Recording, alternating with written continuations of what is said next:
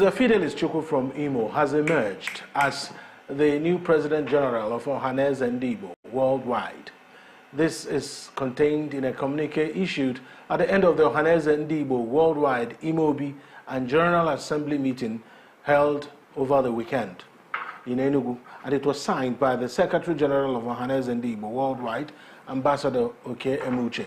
Chukwu's leadership is expected to last only 27 days, needed to complete the Imo tenure, which of course would end on January 10th, 2025. Now, how will this latest development shape the future of Ohaneze Ndigbo with all the expectations from the socio-political organization? This is the Eastern Eye. I am Alex Obodo.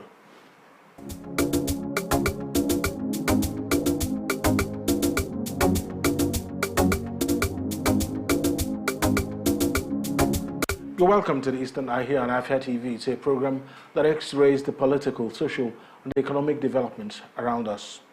Tonight I'm joined by Chief Dr. Alex Obonia. He's the Publicity Secretary of Ohaneze Ndigbo Worldwide. Ozawalona Okosisi, thank you so much for joining me tonight on the Eastern Eye. So typically the question will be, why 27 days? Why not Ohaneze organize election for a new PG? Why 27 days? And maybe you talk us through why the Ohaneze decided to give him just 27 days. Yeah, the point is that the Imo State has been, they have had a chain of catastrophe of deaths of the President General. First of all was Professor George Obiozo when he died. Unfortunately, when we lost him, Imo insisted that the tenure had to be exhausted. They had to exhaust their tenure. And to that extent, they pleaded that they should replace George Obiozo. To that extent, they brought in Chief Dr. Emmanuel Iwanyang to replace Obiozo. Unfortunately, again, Chief Emmanuel Iwanyang also died on 25 July 2024. And the moment he died, they indicated that they have not exhausted their tenure. It's okay. Now, this time around, they came up with another pleading that we should also allow them to exhaust their tenure. We looked at tenure, it's just 27 days to January 10, 2025. That is why it is 27 days, because constitutionally, the tenure ends on January 10, 2025. That is when a new President General of Ohaneze Ndigbo will be sworn in. And evidently, we are looking at, if you look at the Constitution, it rotates among the Ohaneze states. After it begins from Afia, after Afia, you have Anambra, after Anambra, Delta, even if you call it Anyoma, after Delta, Ebonyi, after Ebonyi, Enugu State. After Enugu State is Imo, after Imo is Rivers. So that's how it rotates in that clockwise, alphabetical order. So it is the turn of Rivers State to produce the next President General come 10 January 2025. So that is why it's 27 days. All right. Okay. Now that the Imo insisted, but I also heard that Rivers also complained of marginalization regarding their deceased deputy president, and the question will be, why didn't they get a replacement, even from the time George Obiozo died? Because there was also a bereavement at that time. I think it was the deputy president general at that time also died. So we were asking, why wasn't there a replacement for Rivers at the time the deputy president general was onboarded? By the constitution, the organizers organized that any person that hold any state that hold the deputy president general is a way of preparing the deputy president general for a president generalship. Okay. That is to say, now it's Rivers' turn. That's why the position of deputy president general was zoned to Rivers. Unfortunately, the person who occupied the office died, Chief Joel Crowham. He died. In fact, he even died before Obiozo. Now, by the time he died, we informed them that there was need for replacement. However, they came up with a letter signed by multiple names that are not known to Haneze. We requested them that those people who signed those letters should come. We see them.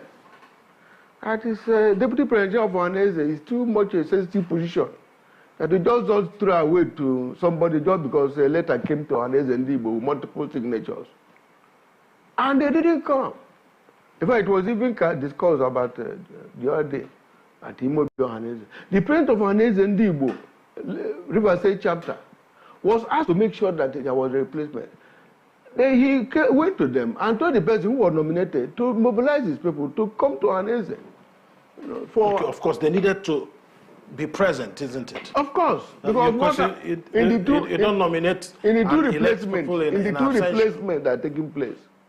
The Imo State Council of Elders, the Chairman of Traditional Rulers Council, the Haneze and Igbo of Imo State, and other members of the delegation, they all came and put up the request in person.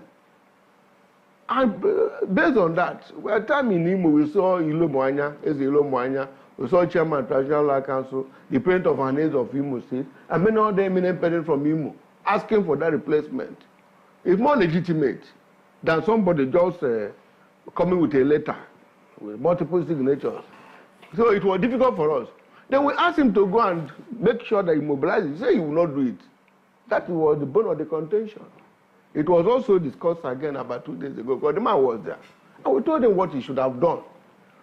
So that's the point. That's the reason why that was not... All right.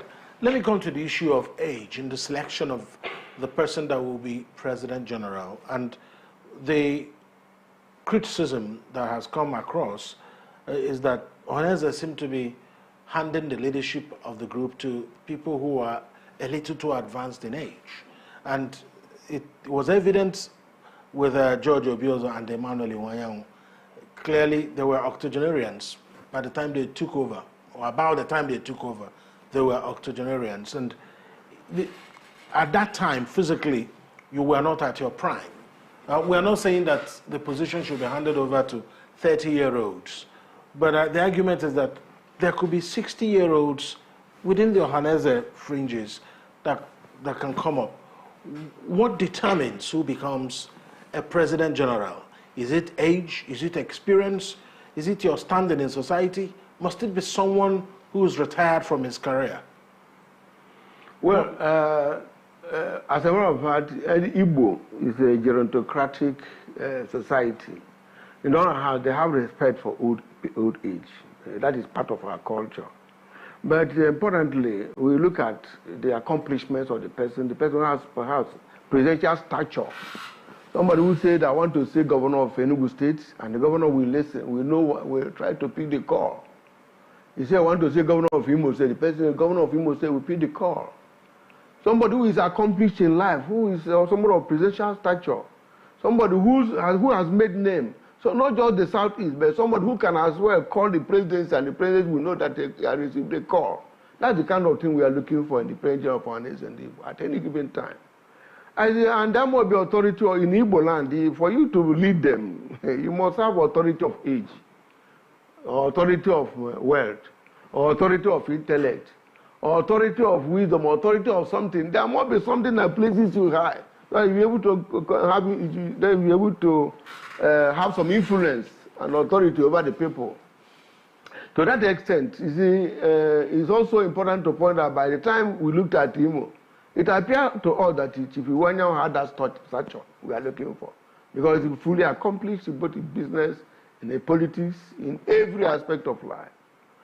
And again, you know that death is funny. Death can strike from anywhere. We are looking at the man who is in charge of South and Kano and Abuja. I remember the name. But if you remember the other people, you see they are very old. The one in Yoruba, Afeni Fere, they are always old.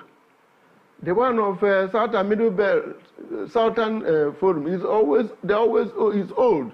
Over 90, almost 100. You know, one of Yoruba always 100. So unfortunately, death can strike from anywhere. By the time we attended Southern and Middle Belt Leader Forum, Chief Iwanyang was About the youngest. Obiozo was about the youngest. Because we had somebody, the one of Lagos who is over 90, the one of, I forget his name, Charge of South, over 90. He went down at that point, immeasurably. He was younger than two of them. But just death just came. So I've tried to explain to you why. For example, if you look at the people who have been president of Hanez and Igbo, we had Ambassador, Professor Joy Iruku, who had his name. Yeah. Dr. Ike Dife, he had his name. Ambassador Weche, he was an ambassador. You're talking about to fit into the shoes of these personalities I mentioned. No, we're talking about Tenyawodo. That is the kind of thing. We expect that River State will be able to make a good choice. That is to say, to zero it on, if we're able to come to a consensus.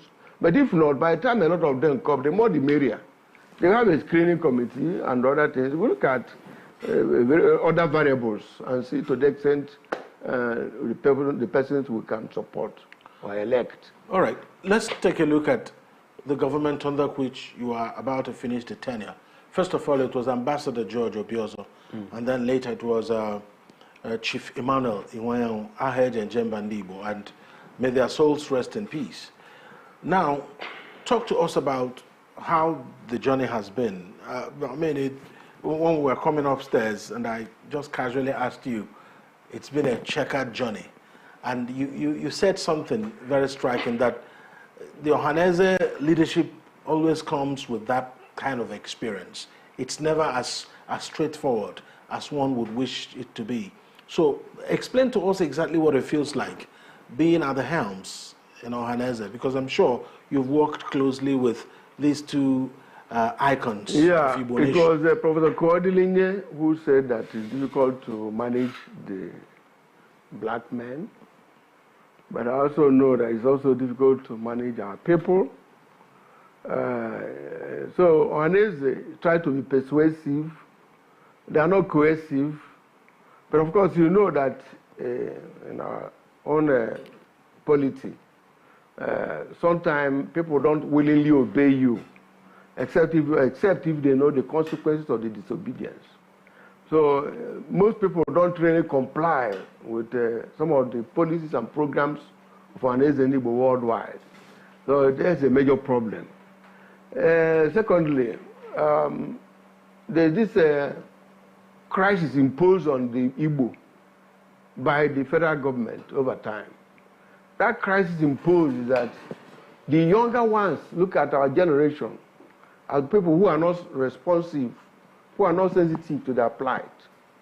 That's imposed on us. And because of that, it's difficult to manage and control them.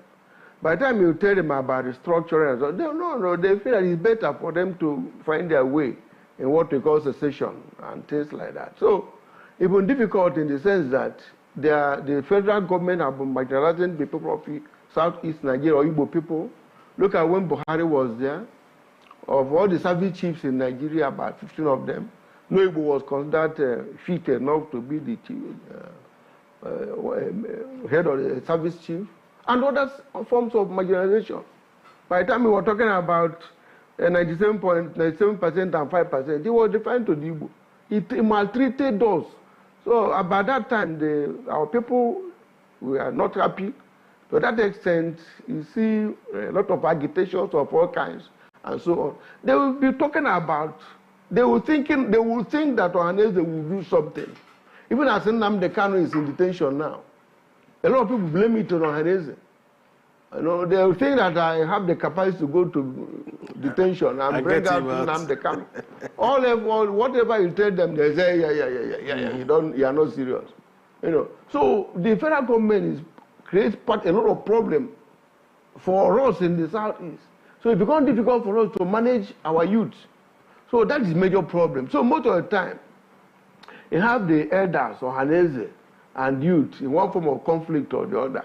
I hope you understand. That is a major source of problem. If you recall, I walked up with Chief Nyanwood. His house was bombed. His UK house was bombed. Who bombed it? Our youth. I walked with Obiozo. They burnt his house in the village. I know many times Chief Iwanya received threats. I received threats severally by myself and so on and so forth. It has been turbulent, but I want to say that I thank God, in spite of the turbulence, in spite of the nature of the organization, some of us have been able to, by God's grace, go through it all. Thank you. All right, then. We'll take a quick break here on the Eastern Eye. When we return, we'll have more to discuss, especially how Ohaneze intends to handle the very delicate matter of the young ones in our midst. And again, also the splinter groups that we hear issuing statements here and there. What will Ohaneze do about it? Because the things they are saying tend to get to even mainstream media in the country, even when the real Ohaneze hasn't said a word. Stay with us after the break.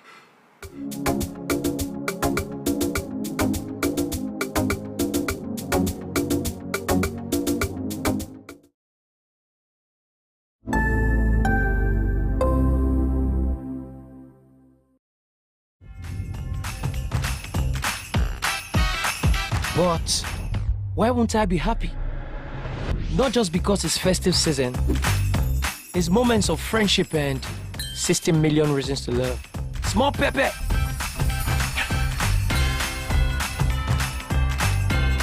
Babes, this dress is given. Don't forget the earrings. Those are 2 reasons already.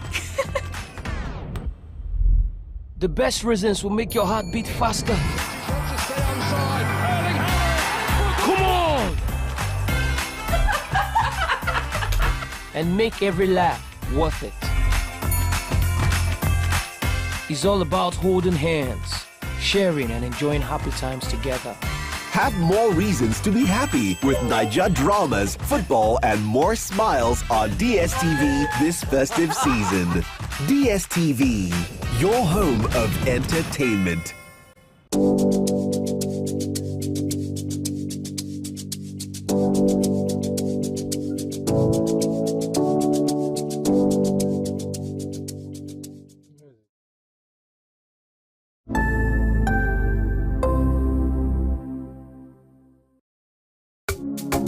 What are your thoughts on the spate of sex for grades in Nigerian universities?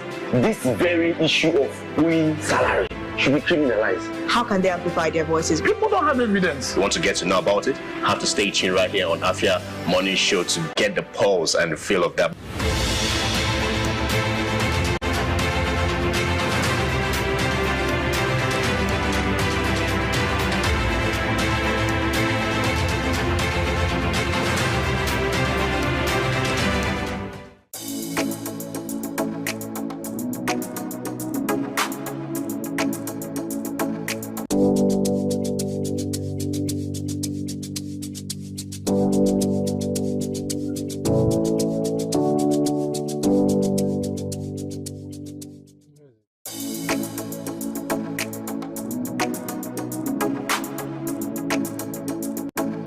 Welcome to the latest and most amazing show on here. Ladies and gentlemen, welcome to Lunch Break.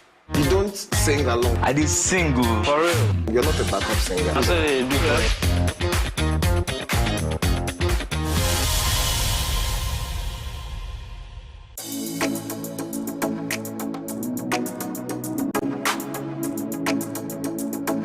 Hey ladies, join us on Gyna Plus every Wednesday at 6 p.m. right here on Afia TV, DSTV channel 254 and GoTV channel 17, where we will delve into health issues affecting girls and women in society. Breastfeeding doesn't even cause breast cell. The frequency of breastfeeding means the approach you take to make sure that your well-being is maintained.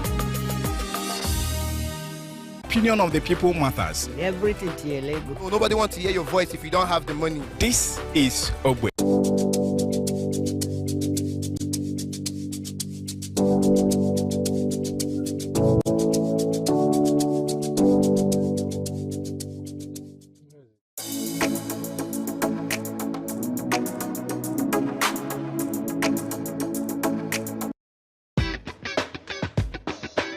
brand new week and another opportunity for us to gist and me to tell you, bring all the spice, all the things that are hot, trending, and exclusive on social media. Sometimes I know there's constructive criticism. I know that you know how to quote it. So for the people that don't understand, I want to be like, oh, why are you doing this? Please, I'm not a cross-dresser. I'm only doing this because of the money on Facebook. There are some people you need to just tell the truth brutally. Let it hurt them. Give it hot. Afia TV official, exclusive every weekday on Afia TV.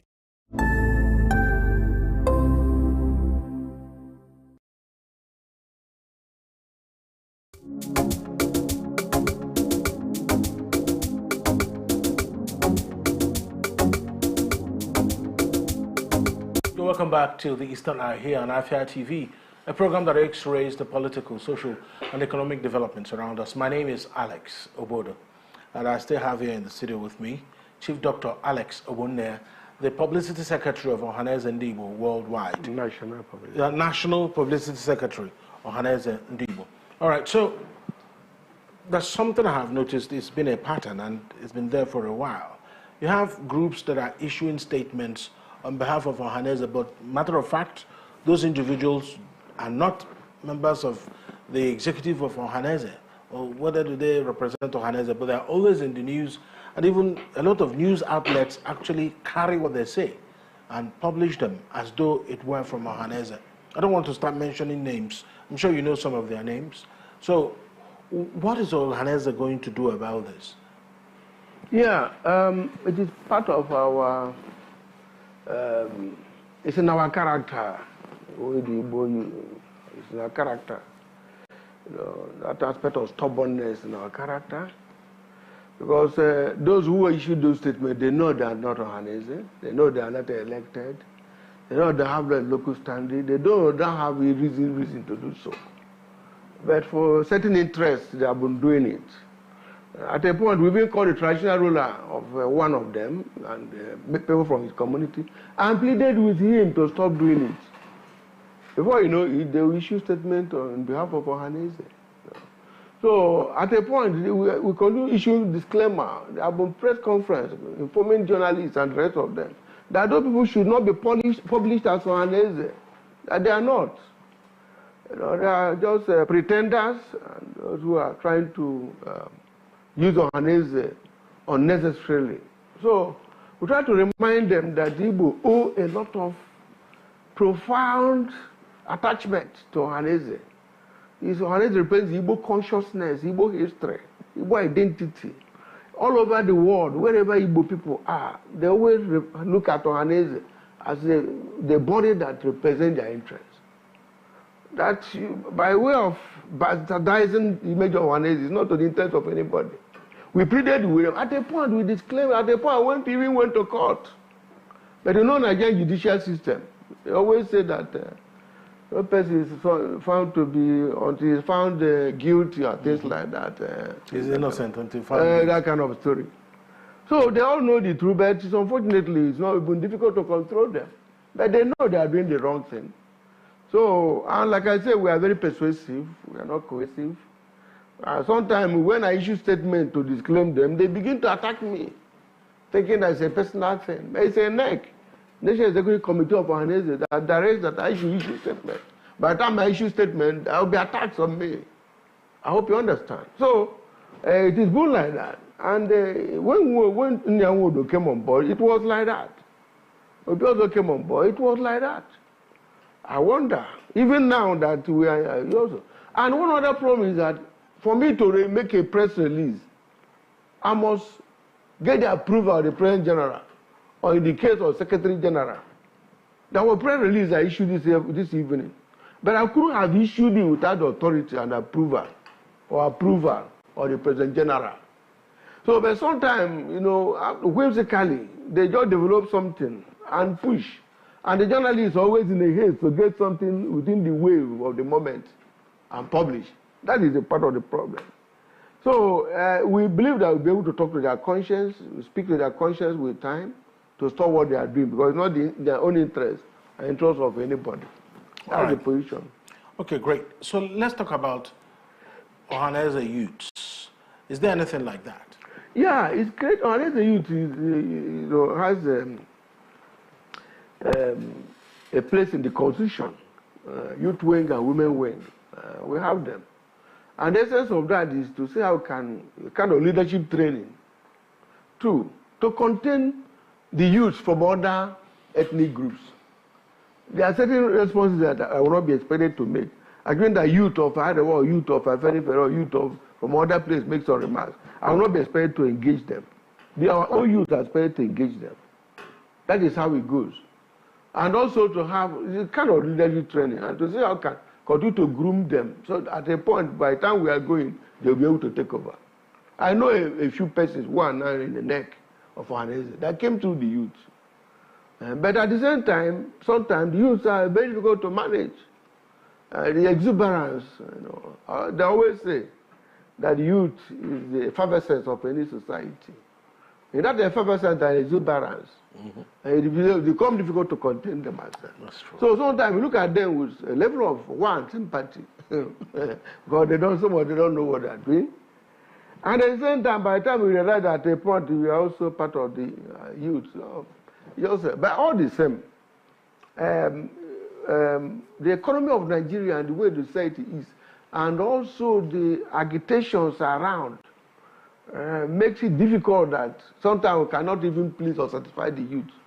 So it becomes difficult for us to manage them when we don't have the capacity to do so. So we have the youth wing, created by the Constitution, and the women wing. But like I said, it's difficult, sometimes difficult to manage them. Okay. But sometimes they are very useful. They are made to be there in order to help us engage the youth of other ethnic groups. And that's the purpose of that youth wing. All right.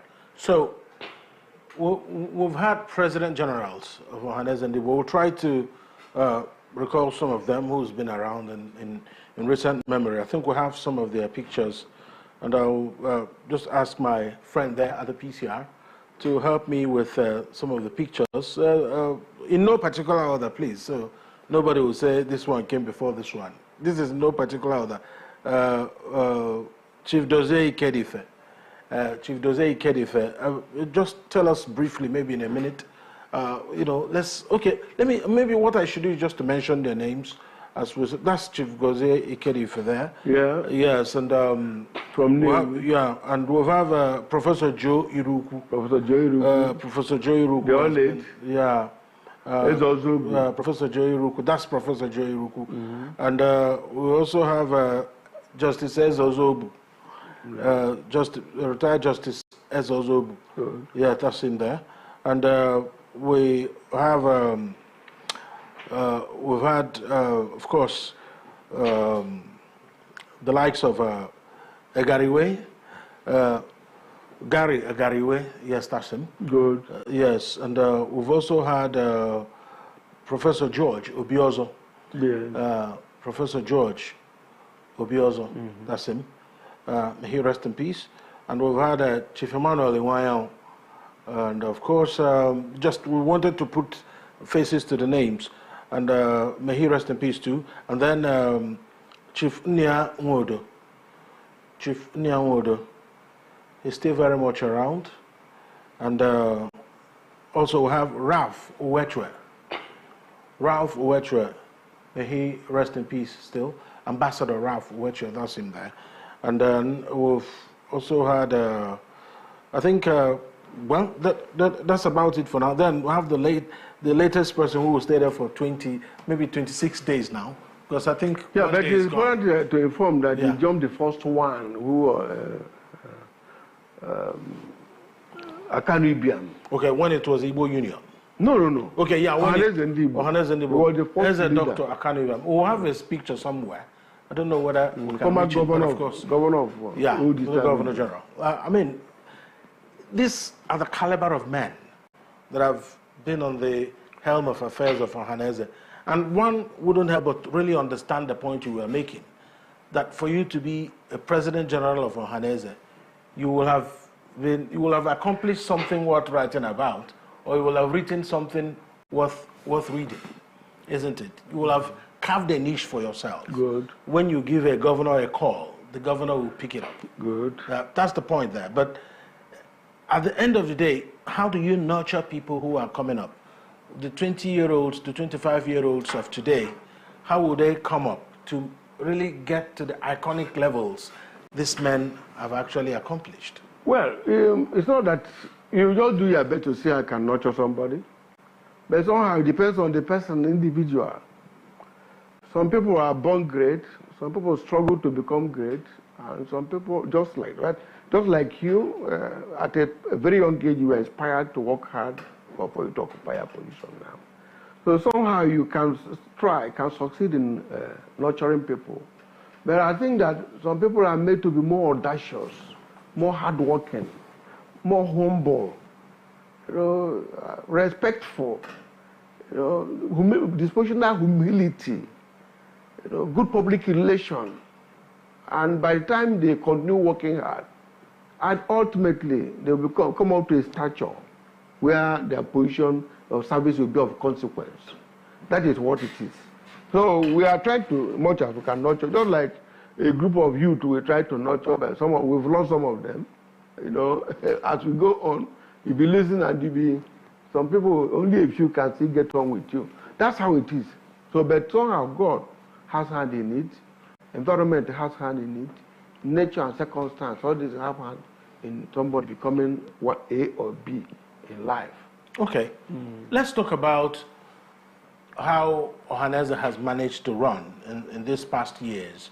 A lot of people say that there's been too much politics, that may be the problem, that the Ohanaeze is now under the footstool of the state governors, that they are the ones dictating what happens and who becomes what. So is that the case? Or do you think Ohanaeze has found itself in a situation where it cannot help it? It's not that you can help it, but the truth is that people expect that Ohanaeze should be completely independent of the governors. But it's not practicable. It's not practicable. Relationship with governors are very, very essential, very vital. Like I said, we are persuasive. Sometimes come with programs and so on. Without working with the governors, without collaboration with the governors, our programs will not be implemented. We talked about Bibago. Bibago was initiative of Ohanaeze. But now, how do you think I can implement the elements of Bibago without the government of the state? It's not possible to work in isolation of the governance of the state. So that collaboration is very, very essential. Some people don't understand it. Sometimes they tell you a governor A, B, or C has taken control. But for me, I've not seen that interference as much. At a point, the Southeast governors were divided between PDP and APC. But you know the stand of Ohanaeze. Ohanaeze took a very strong stand for Labour Party, P2B. I'm a founding member of PDP, not just in my local government, but the Enugu state. We talk about PDP in Enugu state. I and Dr. Nwodo, Uchendu Ezeagu, Boniface Acho, Ndokago, and so on. That's how we formed PDP in Enugu state. Alex Ekweme was working with us and helped us to form what we call PDP. I was the founding member of PDP the very day it started. I worked very closely with Alex Ekweme and founded PDP. But when it came to turn of Igbo to produce president for Nigeria, I abandoned PDP and worked for Labour Party. I worked for P2B. If you search the internet, you will see all my press releases against even the PDP, which is my darling party, which was my darling party. Not easy, but worse. I attacked Atiku, attacked the people who went for zoning and couldn't achieve result because it was Igbo interest to produce the president of Nigeria for Nigeria. The chairman, Southeast, then was one of the vice president generals of Ohanaeze Ndigbo, Mbuze Nanka, Chief Damian Okeke, was the person, chairman, Southeast coordinator for P2B. Iwanya, all of us threw ourselves into it. But Iwanya was Ohaneze President General. But who opposed Odoma was APC. My governor here then was PDP. All of us in Ohaneze, we took down our position for P2B. Where is the control of the governor now? Where is the governor's control? I hope you understand. So a lot of accusations or allegations, sometimes we don't have opportunity of defending them. Take for instance myself now. I have no interpersonal relationship with any governor, as a matter of fact. They know I am here. I know they are there. Any person that calls me, I can go and discuss, but not to have that special attachment as not to carry out my job. No. I was PDP, but when some party activities were disrupted in parts of Kano and the rest of them, I rose up against it as Ohaneze. That we don't want that kind of disruptions of political programs in the Enugu state. Then I was of PDP, but then I said no. So that is a kind of relationship we have, but ultimately there's not much you can achieve if we don't work in collaboration with governors. All right. Because, for example, there was a time, you know, Gary Way was the President General for Ohaneze and Igbo. They handed over to Chifundi Anwodu. At that time, Igbo people agreed that Ohaneze should not have anything to do with the governors. And they succeeded in doing so. But it was the President General then had problems, you know, carrying out the programs of Ohaneze at that time. So a meeting was held where we went to the governors and asked them, please come, let us collaborate and work with you. So that if there is something you can be helping to solve the problems, okay. It is not out of place. In the West, what you call Afenifere, the governors are interested. In the North, what you call Ariwa, the governors are interested. Then how can you come and talk about when it comes to the Igbo? You say the governors are not interested. You can as well say the senators and House of Rep and the people in political office. It's not a good argument. So as far as I'm concerned, that the participation, or rather the collaboration with the governors, that collaboration is not even enough. It's supposed to be stronger. Like every time we call Imobi or this, the governors are supposed to be there. Every time the governors are supposed to be there. The governor is the political leader of the state. Chief executive officer. All right. Chief security officer. Yes, that's a very good point you've made. And I mean, when we started this program, you were asking me how long would it take. But you see, we have talked down that clock. And I have to thank you so much, Chief Dr. Alex Owonia, for your perspectives on the program tonight. And we'll be wishing Ohaneze and Igbo the best of luck in January, as we expect that a new President General will emerge, I think the 10th or 11th. 10th. 10th, all right, 10th. So we wish Ohaneze and Igbo the best of luck. And of course that the election will happen without rancor. Thank you so much. Chief Dr. Alex Owonia, National Publicity Secretary, Ohaneze and Igbo. Yes, thank you. I must commend Afia Television. They are doing very well. They have been only a few years on board, but they are competing favorably, globally. Even as we are doing now, people in the US and all over the world have seen us. That's right. So Afia TV, you are doing well. I commend you. Keep it up. And you remember you were the very first guest on the Eastern Eye. Thank you, sir. I'm not sure you still remember that. Thank you, thank you. But of course, thank you so much for watching the program tonight. Of course, we'll continue our program in here with Nka. My name is Alex Obodo. Good night.